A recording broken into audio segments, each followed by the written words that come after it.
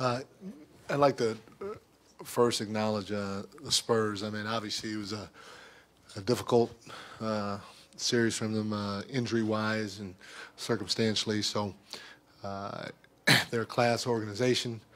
They've been doing it year after year after year for seems like decades. And you know, it's unfortunate how it went down for them, but they're definitely an organization that will bounce back. I'm sure of it. They've done it many times before. Our guys, you know, I got to give them credit too. They've been phenomenal so far in our postseason run. They've tried to do everything that we've asked them to do.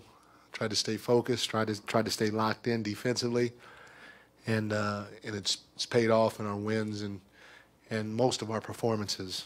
You know, you look down at the box score, and KD had a heck of a game. You know, scoring. He was very efficient with his 29 points. He had 12 rebounds for us. But I thought tonight he was great defensively. Very few breakdowns on the defensive end on his part. He was locked in. He followed the game plan, and I thought he was spectacular for us on that end of the floor. Steph, you know, he was Steph. You know, he scored the ball. He shot the ball well for us, and he got us going. He helped get us going when they go on a run. It seemed like KD or Steph more often than not would hit a big three to keep the separation at hand. You know, our guys continually share the basketball with the 30 assists. At the end of the day, it's a good win for us, and it's hard. I don't care who you're playing. To make it to the NBA Finals, to win your conference finals, it's a big task. It's a huge accomplishment, and I tip my hat off to all of our players. Our coaching staff was phenomenal, management and ownership, and then all of our fans back in the Bay Area.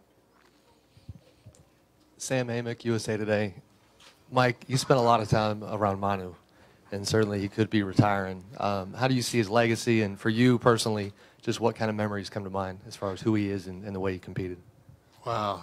I've been in this thing since 1992, and just as a person, he's one of the all-time greatest that I've come across. You know, I don't know if there are many people better than him as individuals. It's a sad day. It's also a joyful day because he's brought a lot, not only to the Spurs organization, Sam, I mean to basketball all around the world. I mean, he's brought a lot of joy for a lot of people for many years. And yeah, he's going to be remembered for the titles and, you know, the scoring and all that other stuff. But you talk about a guy that's as talented as he is, could have done anything in the NBA for many years. He was humble enough to be one of the first to accept coming off the bench graciously. That speaks volumes. And in my opinion, it's helped set a trend going forward because I know I have used it. I'm sure other coaches have used it. But you can always look back and say, hey, remember that guy named Manu Ginobili? He graciously did it, and they won umpteen titles because of it. That just embodies who that guy is from day one.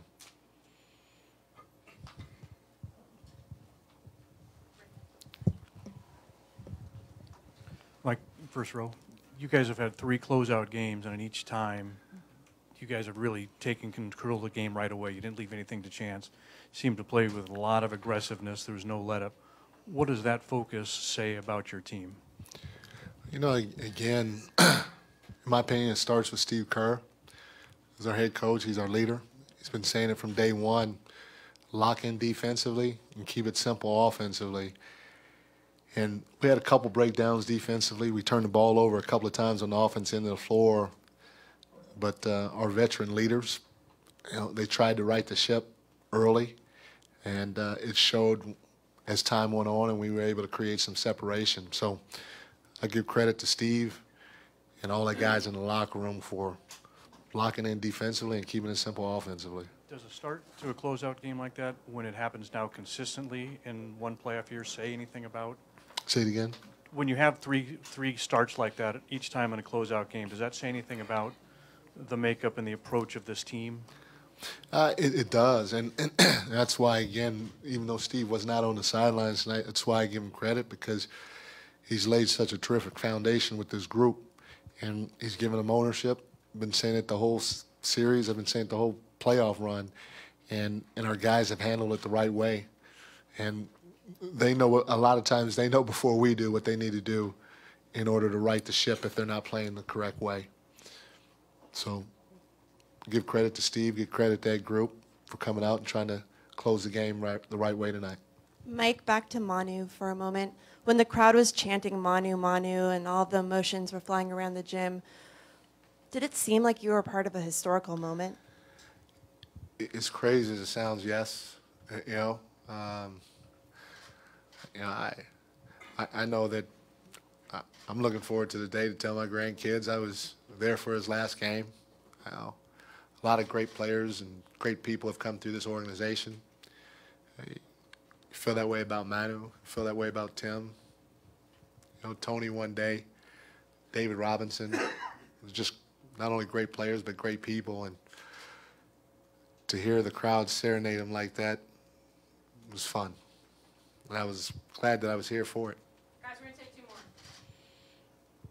Coach, Luis Ortiz, Telemundo, San Antonio. Given the injuries to the Spurs and your relationship with Coach Pop, how do you feel, or how much sympathy do you have, kind of, although you have to compete and you have to come out and win, but for him, and what do you tell him after the game? No, really, I let him talk to me. I just responded. He's been here, done it many times, and he's about as gracious to me and my family as anybody has been through my entire life. And so I just listened to him. But, yeah, it was tough for those guys.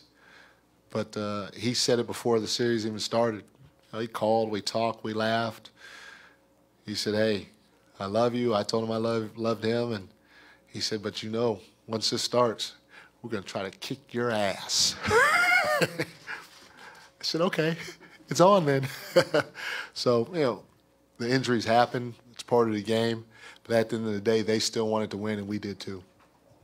Mike, Kurt Bowles from the Austin American-Statesman, as dominant as y'all have been in the postseason, do you worry about any type of lack of edge in close games when things are right down to the wire? Well, we feel like, the score is kind of misleading because we feel like we can play better. There are things on both sides of the ball that we can clean up, and and that's what's, I guess that's what's got our guys' attention or our focus, because we've been preaching certain things, and for the most part they've been doing it, but we've had lapses to where they've been big enough to our guys know that in order to get to our ultimate goal of winning the whole thing, we got to be better on both ends of the floor. So our guys are aware. We feel like if anybody or if there's any game that's close down the stretch, we have enough talent to win it on both ends of the floor, and our execution will help pay off if we're ever put in that position. Thanks, Mike. Thank you.